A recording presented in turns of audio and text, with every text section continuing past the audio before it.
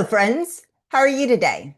So, I'm going to point something out to you that is obvious to me, but I've always been a little bit of a navel gazer in terms of wanting self improvement. I was drawn to those parts of the Barnes and Noble aisle basically back in the 90s on a Friday night. Yes, I was a nerd. Friday night reading self improvement books in my 20s and early 30s. And really, that has consistently happened throughout the last 30 years. But the reality is, I realize that some people come to coaching a little bit with a different mindset. They come to it a little bit defensively, especially if their company offers it and they don't want to take it up. And the reality is, all professionals need a coach. Yes, everyone needs a coach. Look at NFL players. You are any professional athlete for that matter. Golfers, for instance. They have coach. They have multiple coaches for different pieces of their game that they're actually working on. They also have psychologists and like therapist related coaches to help them understand the psychology behind what actions they're doing, what's working and what's not working. Why would it be any different for a business professional? The business professionals that I have seen that succeed the most are the ones that actually know how to leverage their coaches.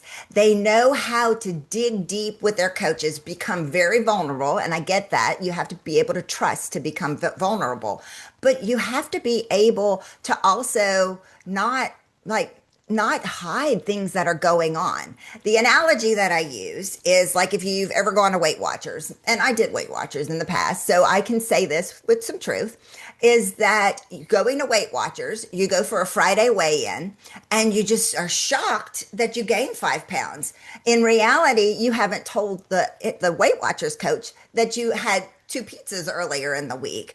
And so that is the same with not leveraging your coach and not being completely honest with your coach. The coaching assignments that I have that actually work the best, that work the best for both of us, is when I have someone who I'm coaching that comes, like we always have something that we're going to work on, but I open up the coaching session and I really ask, like, what's going on? Is there something specific burning that you want to tackle today? And some of the coaches, the people that I coach that really, really dig deep and come with their list of things, those are the ones that get the most out of the hour time that we have with one another. I have this one individual. I love it.